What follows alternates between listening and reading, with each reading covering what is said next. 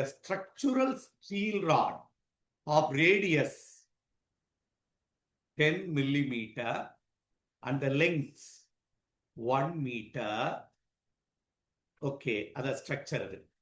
A force of 100 kilonewton into 10 to the power of 3 Newton force stretches along its length. Okay.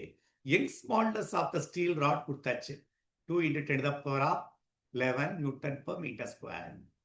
The percentage strain வேற ஒன்றும் இல்லை, del L by L into 100 போடுறா, அதாண்டா உனக்கு வேணும். Percentage strain உனக்கு தெரியும். Young's modulus is stress by strain. Strain is nothing but del L by L. அப்ப del இது strain, del L by L. வெளியே எடுத்தேன்னா stress is nothing but force by area into Young's modulus. Force நேரா கொடுத்துட்டாங்க 100 into 10 to the power of 3 by area இதை 10 millimeter மீட்டரா மாத்து, 10 into 10 to the power of minus 3 meter, which is nothing but 10 to the power of minus 2 meter. இப்போ ஏரியால pi r square pi r square 10 to the power of minus 4 into புரியுதா, r is 10 to the power of minus 2, இது pi r square, area is pi r square. இந்த formula.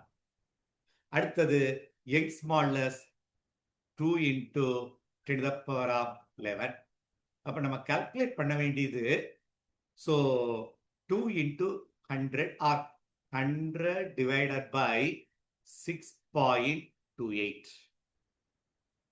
which is 16 வரும் அப்ராக்சிமேட்டா எடுத்தேன்னா. இதை நீ calculate பண்ணி மேல கொண்டு வா, என்ன வரும் சொல்லு.